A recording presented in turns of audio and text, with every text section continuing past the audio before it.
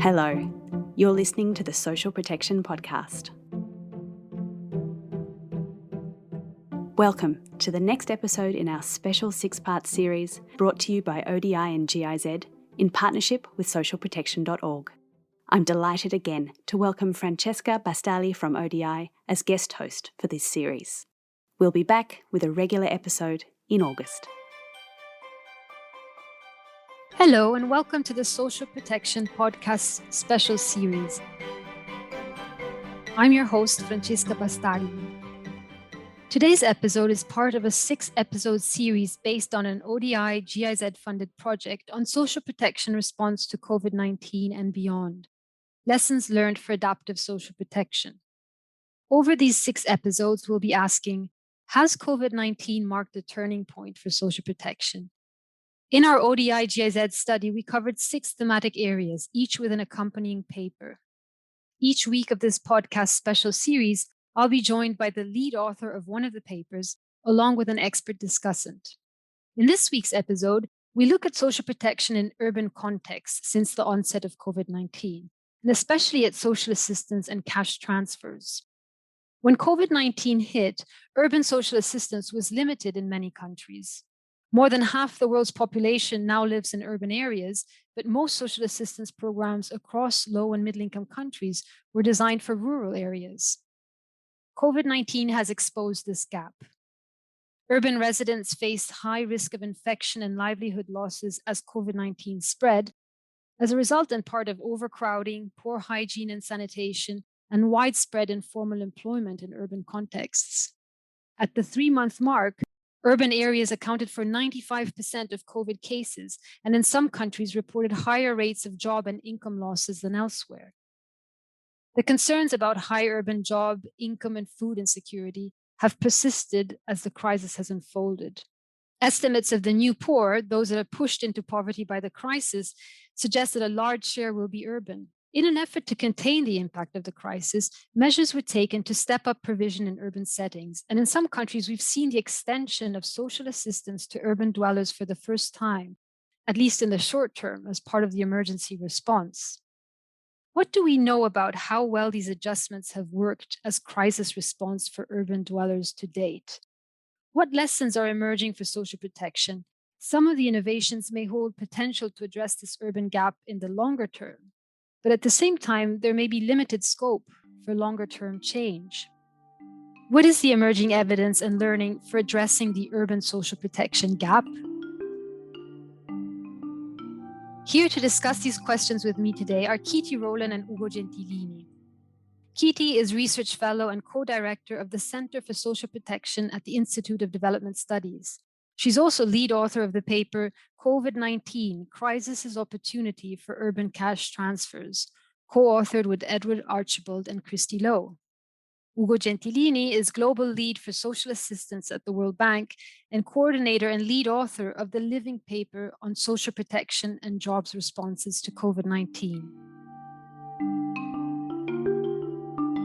Kitty, Ugo, welcome to the podcast. Thanks for having me. Thank you, Francesca. Great to be with you. So COVID-19 hit against the backdrop of wider trends, and I'm thinking in particular of urban population increases and of the urbanization of poverty in many countries. Ugo, could you tell us about these wider trends and what we know about the impact of COVID-19 in urban centers? Historically, urbanization has been a positive force of development and economic growth. As countries urbanize, their general level of poverty tends to decline. Still, about 80% of global poverty today is located in rural areas. Now, while all this is kind of positive news in terms of the role of urbanization, in some contexts, urbanization is happening at a magnitude and at a speed that is challenging to manage. So Africa is urbanizing at a rate that is twice that of Europe. There is one urban dweller that is added in African cities every second. That's basically 2.6 million a month, or almost 1 billion by 2050. So when demand for services and jobs in cities outstrips the capacity of cities and governments to provide them, then urbanization can generate what is called congestion economies. And the emergence of slums and informal settlements is the manifestation of that. Consider that over half of the urban population in developing countries lives in slums or informal settlements. And that rate goes up to 90% in countries like South Sudan or the Central African Republic. And also, just to conclude, opportunities in cities are not always present for everyone. Youth unemployment in urban areas, for example, is about 25% or 10 percentage points higher than in rural areas. That has also been part of discontent and social unrest. In fact, 80% of the episodes of social unrest, there are about 14,000 such cases over the past 30 years, occur in urban areas. Plus, there is this process of ongoing urbanization of crisis, precisely because of these movements of cities and the growth of cities in terms of population.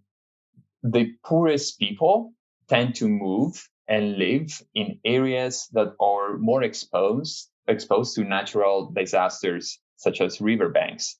In fact, the number of people that is projected to be exposed to typhoons is going to increase from 370 million in 2000 to 870 million in 2050. So we don't see just the urbanization of poverty, but we also see the urbanization of crisis. What do we know about the impact of COVID-19 in urban centers? Kitty, let's start with you. So, in thinking about the impact of COVID-19 on people living in urban areas, a lot of that links with what Ugo just mentioned about urbanization of poverty, and particularly also the characteristics of poverty in urban areas, which of course overlap with poverty everywhere, but also have some specific characteristics. And I'm thinking here about overcrowding, for example, and the living conditions. People have poor rights of tenancy, live closely together, and generally find it more difficult to negotiate housing conditions. And there's also an issue in terms of access to basic services, which tends to be much more monetized in urban centers, where people have to pay for water, for waste management, for sanitation, for example. If we think about urban residents living more closely together, also making use of services in groups, sharing facilities, that means that they're at greater risk of infection, at greater risk of the health consequences of the pandemic. And if we think about the consequences from an economic perspective, we can again see that people living in urban areas are particularly vulnerable. So restrictions that were put in place to hold the spread of infection meant that people weren't able to move around, weren't able to go to work. So essentially, for many people, it has meant staying at home and not being able to have any form of cash coming in that they would otherwise earn doing various jobs, having their own businesses, etc. And with a large informal workforce in urban areas, so workers who don't have access to formal employment benefits, for example, there was no fallback option for them. The cash just stopped coming in overnight.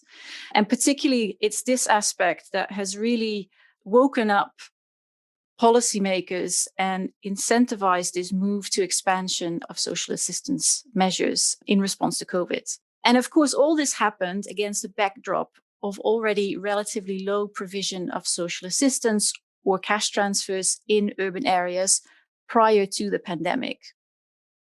I fully agree with what Kitty said.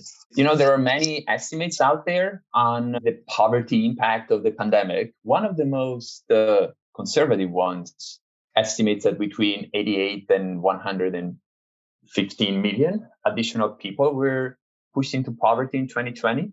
And 30% of them are in urban areas. This is based on high-frequency surveys. Kitty mentioned the issue of proximity and saturation of services. In fact, an interesting statistic is also that about 96% of Africa housing doesn't meet the WHO COVID-19 standards.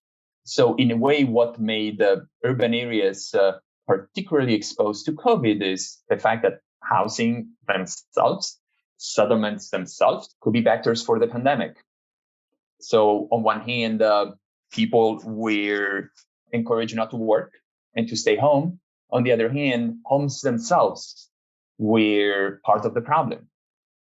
COVID-19 has exposed and exacerbated vulnerabilities of urban dwellers. It's also highlighted the limitations and low provision of social assistance in urban areas in many countries. What did the social protection response to the crisis in urban areas look like? Kiti, can you give us some examples?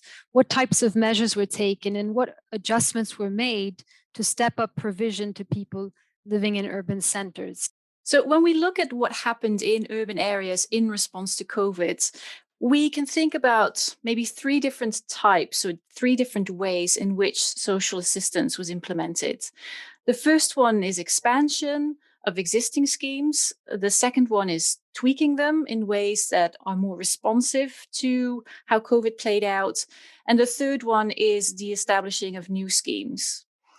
Now, the expansion, the first way in which social assistance responded, can be done also in two ways again. So the first one is what is called horizontal, meaning that existing schemes expand the number of beneficiaries that they cover.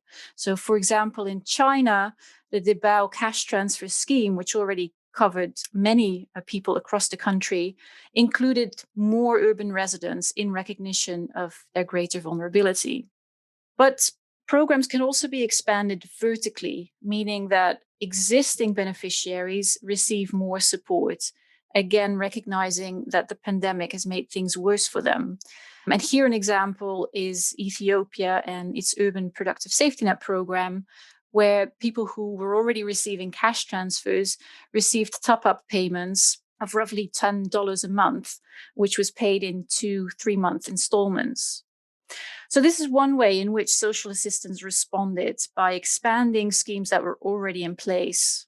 Another way in which schemes responded was about schemes that were already in place, but slightly adjusting how they were implemented. And this relates particularly to so-called conditional cash transfer programs, where normally its beneficiaries have to abide by certain criteria in order to receive the cash. So, for example, they have to make sure that their children are immunized or that they go to school.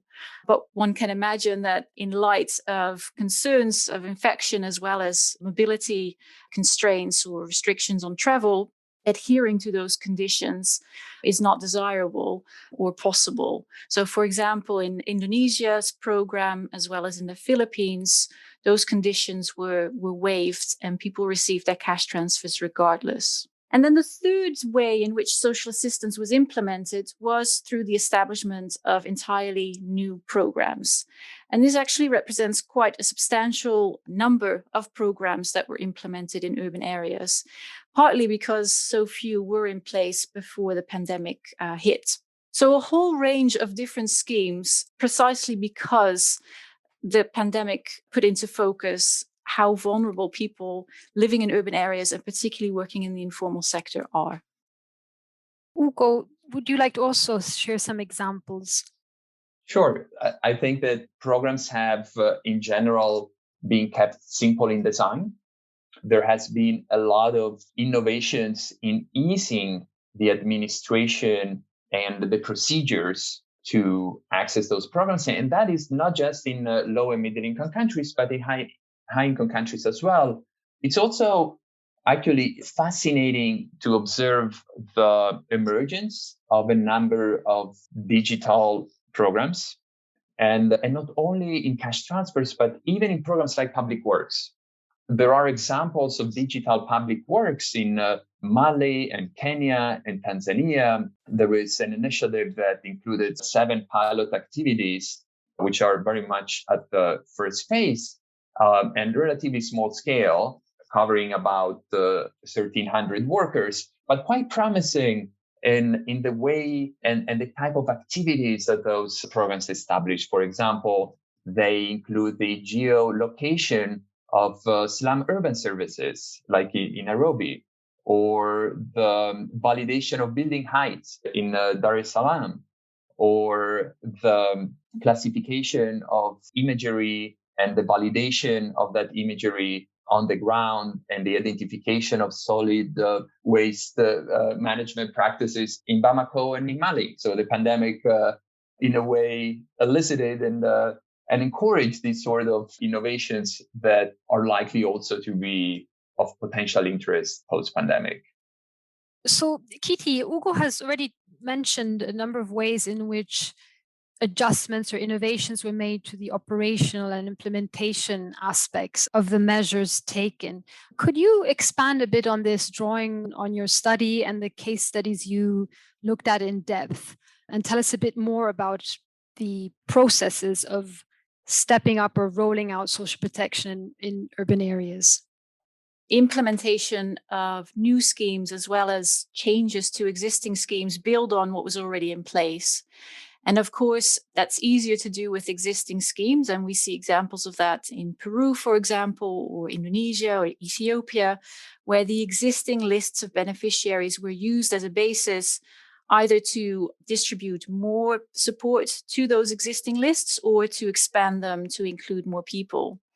What we do see, however, is also the limitations of using those existing structures in rapid rollout of additional support, whether that's more support to the same people or new support to new people. So, for example, in Peru, in first instance, the social registries and databases that were already in place were used as a foundation to implement emergency measures. But very quickly, it became clear that informal workers who had lost their income were not included in these registries. No information was available about them.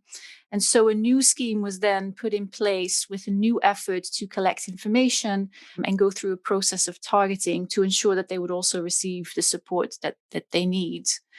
So having that foundation, building on what's already in place, was incredibly important, but also showed that they weren't necessarily strong enough to facilitate a rapid rollout. I would like to mention a positive example, though, and that was in Madagascar, where the foundation was very much not just about a single scheme, but about the coordination mechanisms that were in place that had underpinned previous cash transfer and social assistance schemes. So there, the multi-stakeholder cash working group was working really well already before COVID, with strong partnerships between governments, international partners. And then when COVID hit, very quickly, people came together to discuss what was needed. And in this case, this was a new scheme implemented in urban areas. And we can see that Madagascar was a positive example of where things were implemented relatively quickly and where people actually received support whilst the lockdown restrictions and other restrictions were still in place. So it's a positive lesson of strong foundations actually helping to speed things up. And not just in the case of extending or expanding existing schemes, but even in the case of setting up new schemes. So in a large-scale covariate crisis like this one, the timeliness and scale at which adjustments are made and provision is stepped up to the affected population groups is key. How effective were measures taken in reaching the most vulnerable and supporting them through the crisis? You've already touched upon this, but can you tell us a bit more about, as we say, the speed at which provision was adjusted and delivered, and the adequacy in terms of coverage and type of provision in the urban context? Kiti, perhaps we'll start with you. When we talk about adequacy and also coverage, what I think we saw across the various case studies we looked at is that governments also had to strike a really tricky balance between the two, between reaching as many people as possible and reaching people with the most adequate support possible. And here we heard from those working in Malawi that there were quite a few discussions around their emergency cash transfer scheme. On the one hand, trying to provide relatively generous cash transfers that would cover basic expenses versus reaching households that were really in need. which wouldn't be possible if they were high cash transfers for budgetary reasons. So in the end, the compromise was reached that targeted about 35% of urban households and then provided a flat rate cash transfer to cover basic food needs. So not the entire basket of expenditures or expenses. And also this was a flat rate, so it didn't take into account different sizes of households, for example, of different needs of different members. We heard Ugo talk about some of the excitement in particularly urban areas and trying to roll out schemes quickly using digital tools, for example. And that's both in terms of identification and targeting, as well as payments. And whilst there's a lot of positive lessons to be learned, particularly in how it facilitated the speed of the rollout, I think there's also lessons to be learned around how it may have excluded some people who are either not digitally literate, who don't have access to those tools, and who generally find it difficult to be informed about what schemes they might be eligible for and have access to any kind of support that they have a right to. I think that was probably a missing piece in a lot of the support that we saw rolled out. And in part, that's because there was just very little time to take this into consideration. But it does point out that if we think about the future, which I'm sure we'll talk about in a minute, this is something that requires further attention. Yeah, I think we are still in the middle of the crisis. There are emerging insights, and Kitty already alluded to a number of those metrics.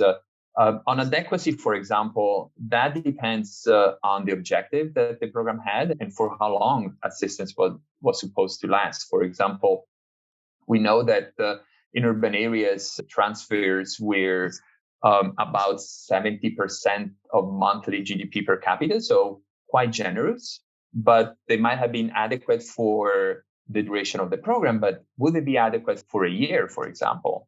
So as mentioned, programs tend to be generous, but fairly short-term in duration. It's also very clear that countries that did have good delivery systems were able to respond quicker.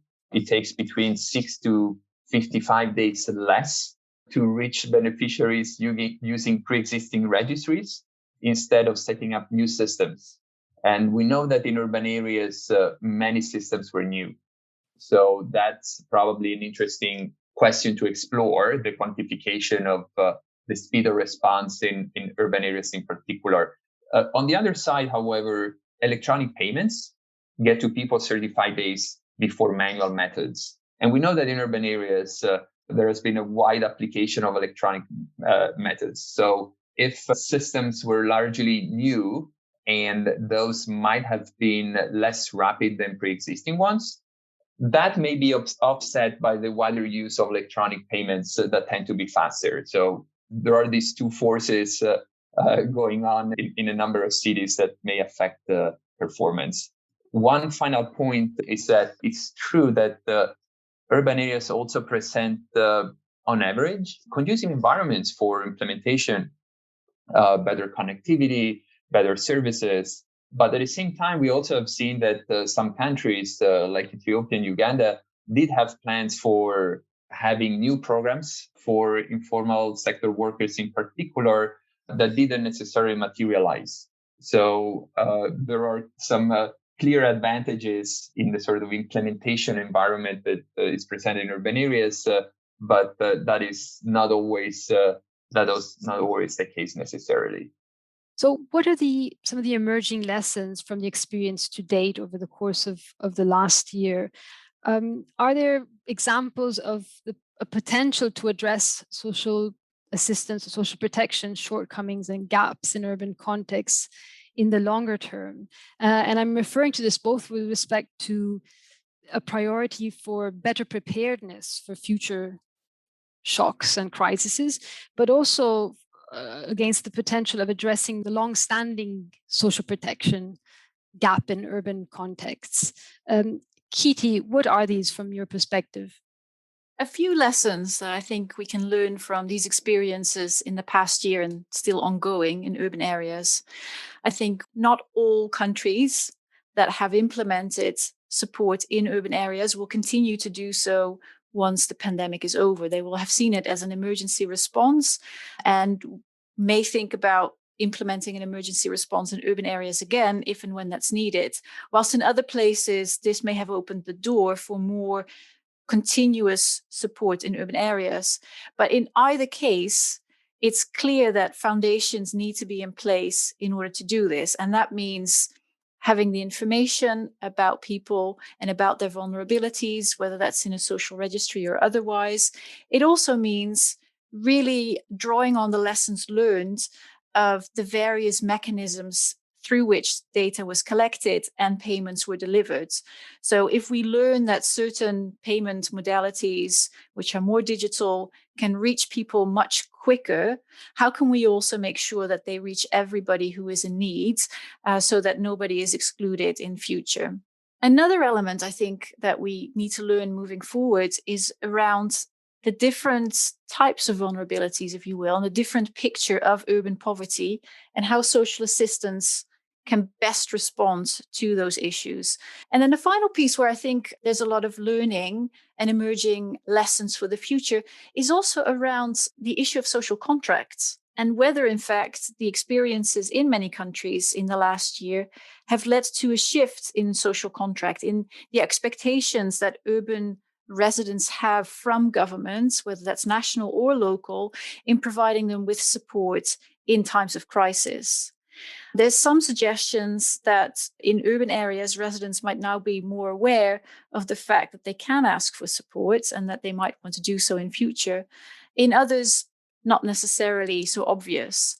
And so it will be interesting to see moving forward whether the experiences that we've seen in the last year will lead to a more substantial change in people asking for social assistance and demanding for that to be put in place.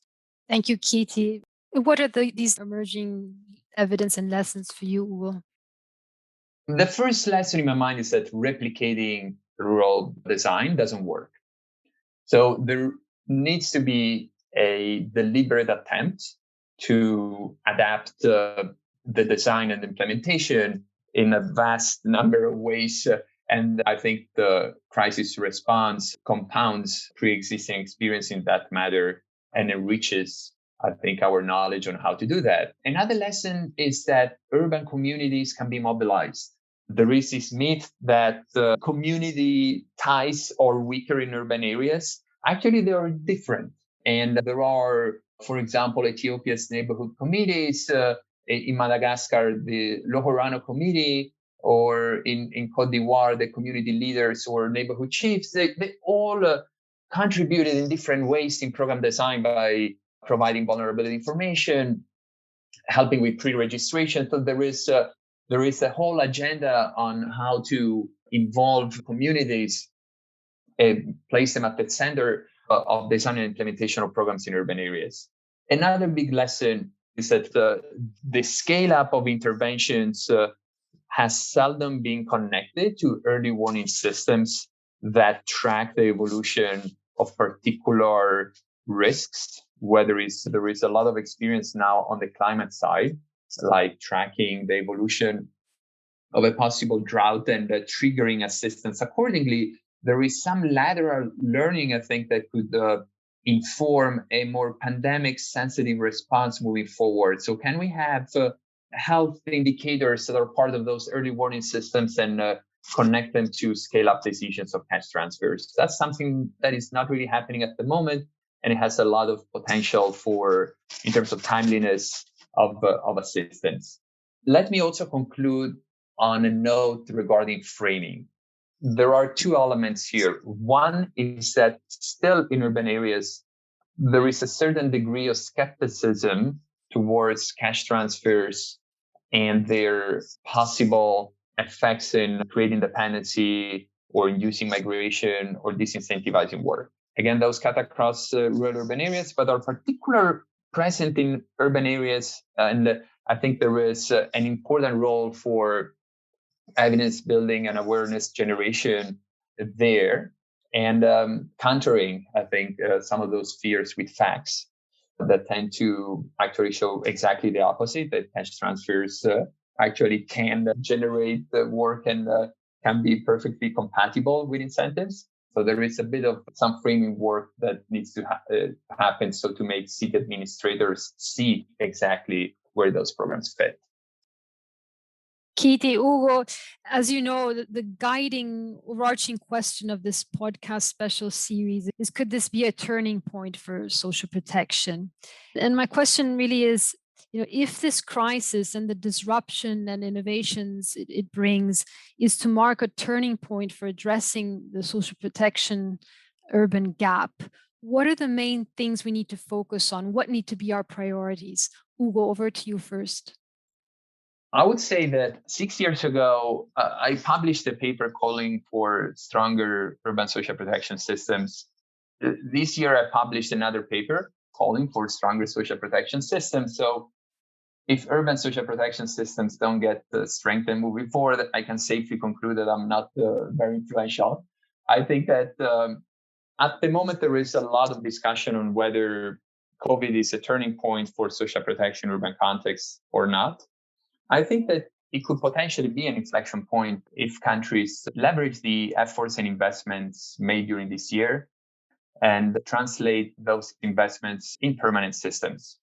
I think it's natural that part of the efforts did serve pure crisis response objectives, but it's very clear also that there is so much learning.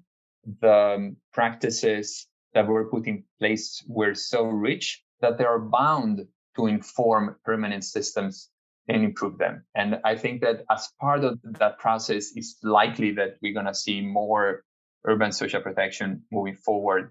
But that also needs to be tied, I think, to a renewed framing, a renewed attention on the role of social protection in societies. And for that also to happen, there needs to be an alignment of fiscal capabilities, of delivery systems, but also of political incentives to make social protection a strong component of the development process moving forward, including in cities. I think that what we've seen in the last year in urban areas in response to COVID has definitely shifted the needle when it comes to social assistance response in urban areas. I think there is now great recognition that people in urban areas are indeed vulnerable to many shocks, like people in rural areas, that they also have deep levels of deprivation that need to be addressed, and that it's possible to implement social assistance in urban areas in ways that are impactful, meaningful, and effective. Now, of course, how that will play out in future is a big question mark. I think for some countries, this is definitely the starting point of integrating an urban social assistance scheme in their social protection system as a form of continuous support, especially for those most vulnerable or at the lowest end of the income distribution. But for other countries, it might be that the urban focus is now also integrated in more of a shock responsive element of social protection, whereby it's clear that if another shock happens, whether that's a health crisis like COVID or more climate related, urban areas are now firmly integrated into that system. And I think that's definitely something that follows from the pandemic and everything that we've seen in the last year and a half. So I am mildly optimistic, of course, keeping in mind the pressures that Ugo mentioned in terms of funding, government and political priorities. But certainly, I think there's a lot to be optimistic about.